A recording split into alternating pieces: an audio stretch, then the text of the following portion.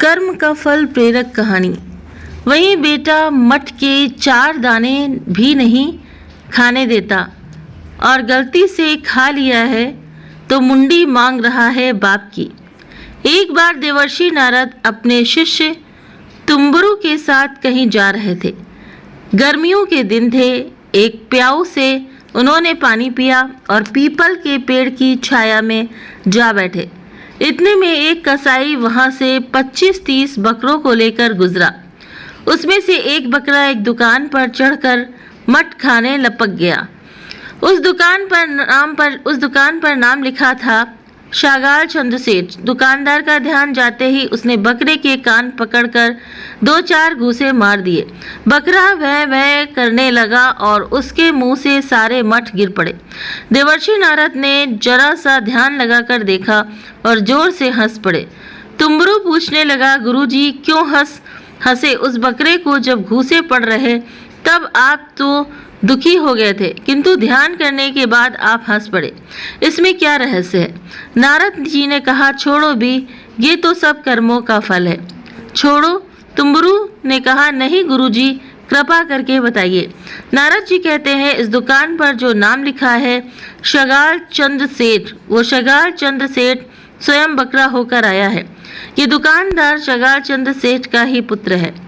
शगाल चंद्र सेठ मरकर बकरा हुआ है और अपना पुराना संबंध समझकर दुकान पर मठ खाने गया। उसके बेटे ने ही उसको मारकर भगा दिया। मैंने देखा कि 20 बकरों में से कोई नहीं गया। और यह क्यों गया? कमबख्त इसलिए ध्यान करके देखा तो पता चला कि इसका पुराना संबंध था।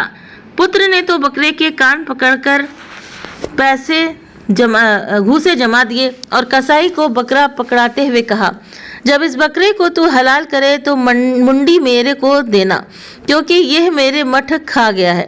जिस बेटे के लिए शगाल चंद्र ने इतना कमाया था, वही बेटा मठ के 4 दाने भी नहीं खाने देता और गलती से खा लिया है तो मुंडी मांग रहा है बाप की।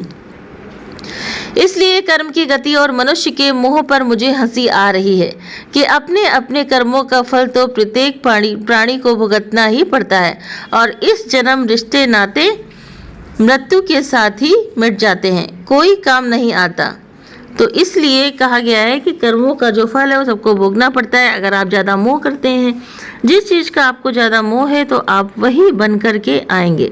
अगर आपको घर में मोह है तो आप सांप बन कर के आएंगे या कोई जीव जंतु बन कर के आएंगे या कोई पशु बन कर के आएंगे।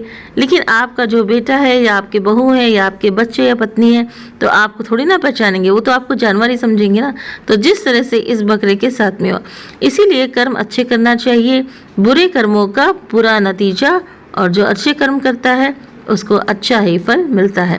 तो वीडियो पसंद आया तो वीडियो को लाइक करें। चैनल पर पहली बार है तो सब्सक्राइब करना ना भूलें।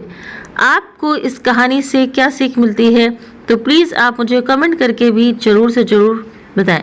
वीडियो को ज़्यादा से ज़्यादा लोगों में शेयर करें। आप सभी के सहयोग के लिए बहुत बहुत धन्यवाद।